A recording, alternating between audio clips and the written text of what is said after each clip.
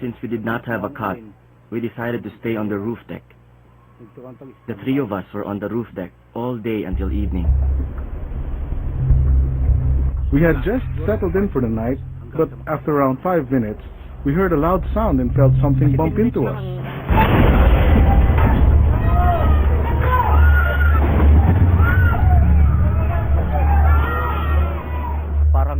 I heard a huge sound, almost like thunder. I immediately got up.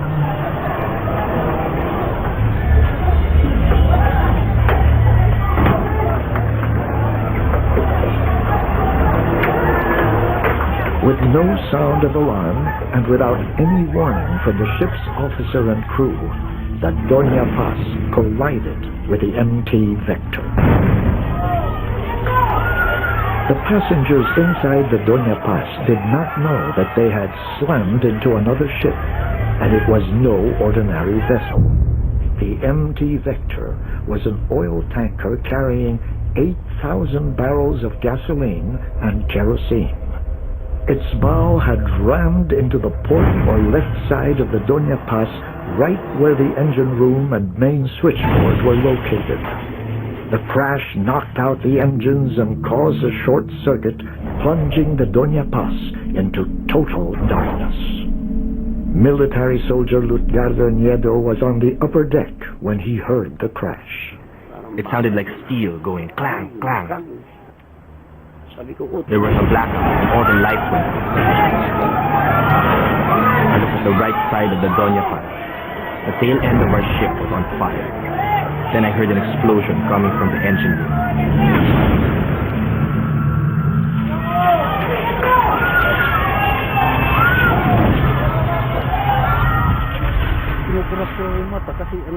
I kept blinking and rubbing my eyes, thinking I was dreaming.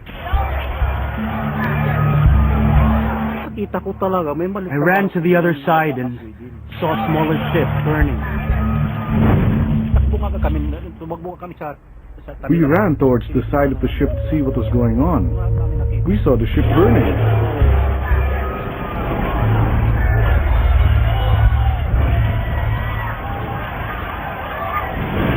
The fire spread quickly, and within seconds it was everywhere. The passengers panicked, stampeding down the corridors in near total darkness. According to eyewitnesses, many of the passengers tried to escape the flames, fumes, and smoke by going deeper into the ship. They ran down to the lower deck cabins only to get lost in the maze of panic. While some passengers were trapped inside the burning ship, hundreds of others near the ship's railings jumped overboard.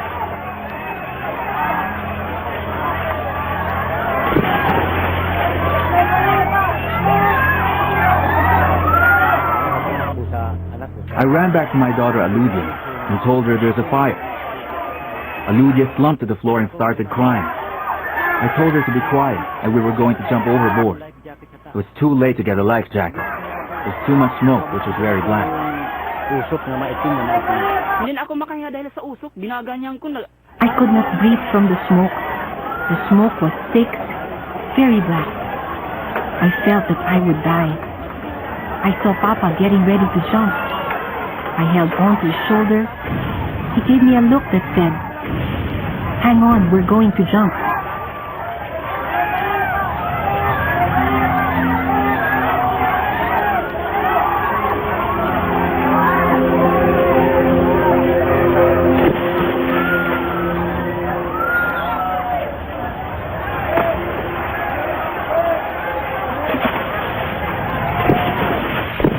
They did not know that the Dona Paz had collided with an oil tanker carrying a deadly cargo of kerosene, diesel, and gasoline, and that the sea they were jumping into was on fire.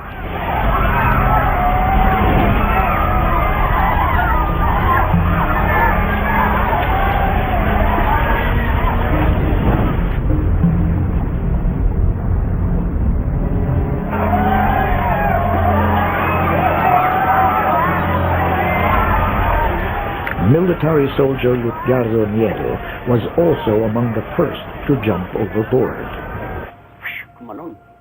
It went shoo. Around a minute after, the ship exploded, right where the engine was. Boom. The fire became huge, followed by an explosion. The sea was on fire. Boom. The Vector also exploded. The oil drums were flying. They fell and hit the sea. Gasoline and diesel spread in the water.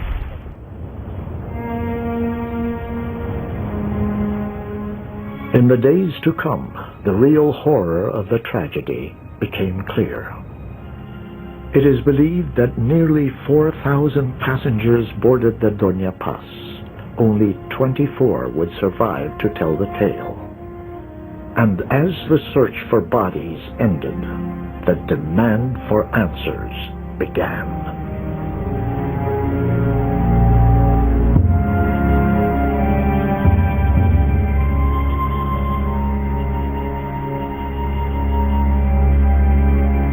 Out of nearly 4,000 passengers who may have boarded the Dona Paz, only 24 survived.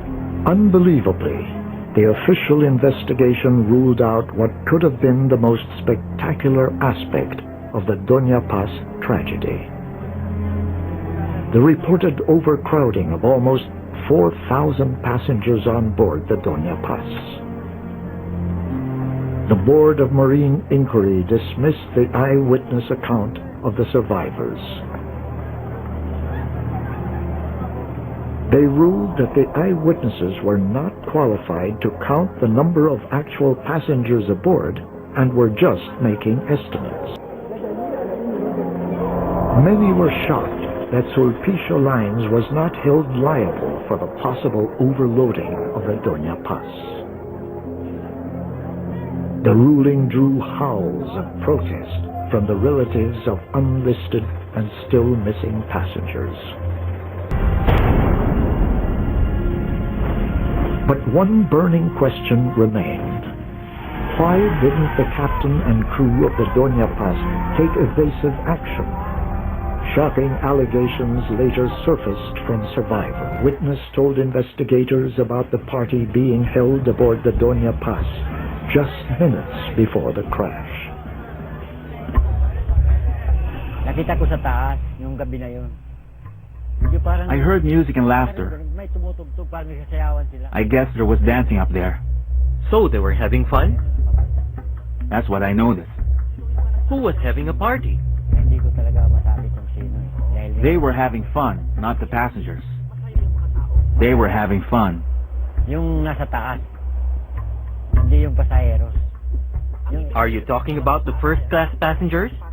Hindi, yung mga I'm talking about the crew of the ship. Another survivor, military soldier Edgardo Nieto, recalls that a fellow soldier had told him about the same party at the bridge, and that disturbingly, the captain was among them. The soldier told me that he'd been going around the ship, and he was specific that he came from a party at the bridge. Taas bridge ang tawag doon eh, pilot bridge. Sabi niya sa akin. He said, "Do you know that the captain is there at the party?" I thought he meant a military captain. But he said, "No. I mean the captain of the ship. He's at the party." I told him not to mind so much because I'm sure a chief mate relieved the captain. But after a few minutes, we crashed. I thought to myself, what the soldier told me must have been true. Who was manning the bridge when the accident happened? Was it a qualified officer? According to some survivors, an apprentice mate may have been steering the ship.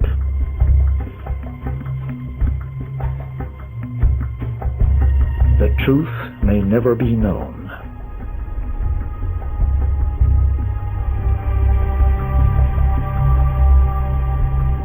In the years after the Dona Paz tragedy, shipping disasters continued to plague the Philippines. In 1988, nearly a year after the tragedy, the Dona Marilyn, a sister ship of the Dona Paz, sank off the central province of Leyte, killing some 300 lives.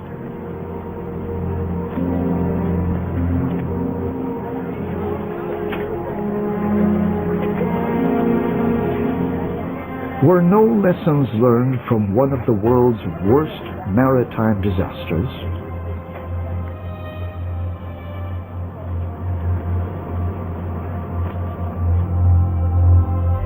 It has been 20 years since that fateful December day. But for the survivors, those terrible memories will never fade.